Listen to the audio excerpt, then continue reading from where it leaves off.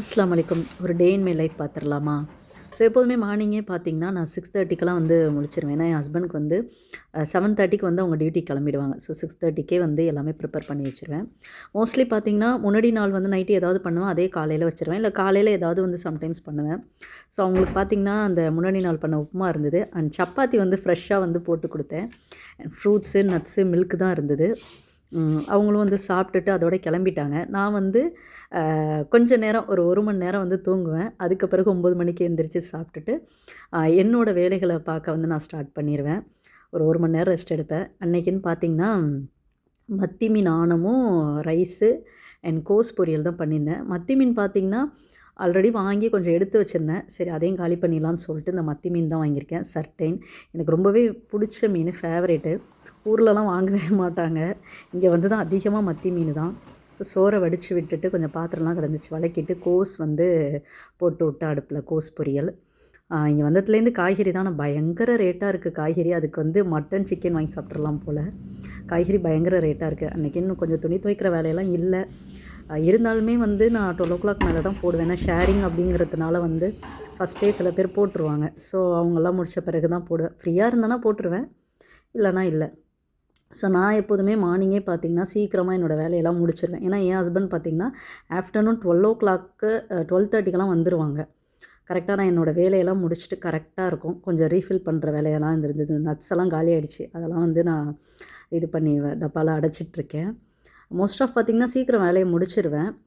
என் husband வந்து லஞ்சுக்கு வந்துட்டு ஒரு ஒரு அரை மணி நேரம் இல்லை 3/4 மணி நேரம் இருப்பாங்க. சாப்பிட்டுட்டு அவங்களும் கிளம்பிடுவாங்க. ஏன்னா நான் பார்த்திங்கன்னா இங்கே ஷேரிங்கில் இருக்கிறதுனால என் கூட வந்து ஒரு 3 பேர் இருக்காங்க.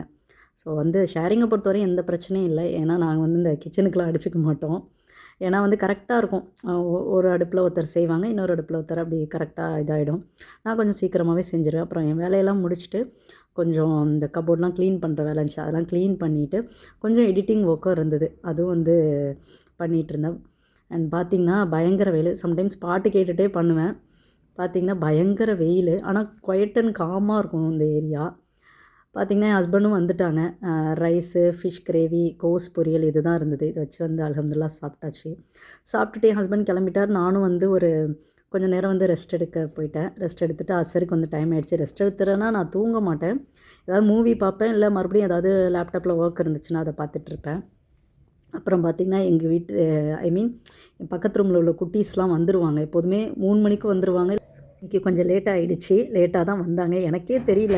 சடனாக வந்து கதவை திறக்கதை பார்த்தா குட்டீஸ் 2ம் வந்துட்டாங்க.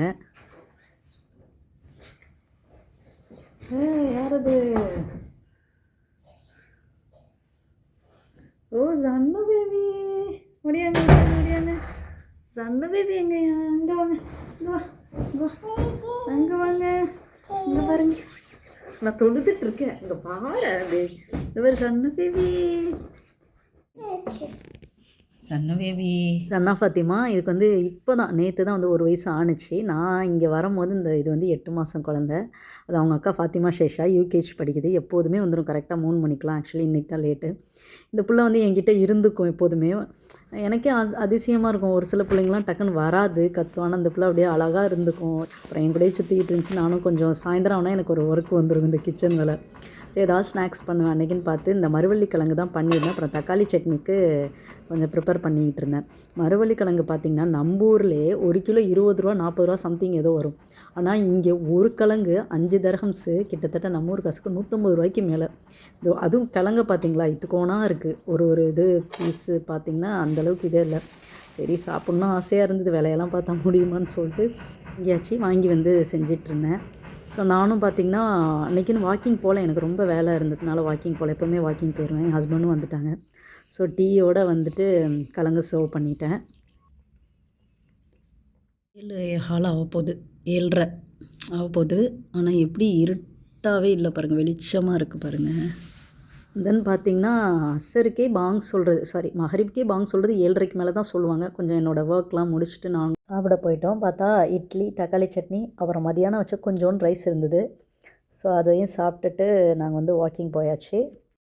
இதுதான் யூஏஇயில் டே இன் மை லைஃப் வந்து எனக்கு இருக்கும். நான் எங்கேயும் சுற்றவும் மாட்டேன், சுற்றவும் முடியாது. அது வந்து அபுதாபி சிட்டிக்கெலாம் போகிறதுக்கே எனக்கு 3 hours ஆகும். எதுக்கு போய்கிட்டுன்னு நாங்கள் இங்கே இருந்துடுறது. அண்டு பார்த்திங்கன்னா ஃப்ரைடே ஆனால் கூட்டம் வரும், இல்லாட்டி மற்ற நாள்லாம் அந்தளவுக்கு கூட்டம்லாம் வராது. அண்ட் இதோட வந்து இந்த வ்ளாக் வந்து எண்ட் ஆகுது. உங்களுக்கு இந்த வீடியோ பிடிச்சிருச்சுன்னா லைக், ஷேர் பண்ணுங்கள். மறக்காமல் நம்ம சேனலை வந்து சப்ஸ்கிரைப் பண்ணிடுங்க. கீழே இருக்க பெல் ஐக்கானையும் கிளிக் பண்ணிடுங்க. நெக்ஸ்ட் வீடியோவில் பார்க்கலாம். Bye and take care.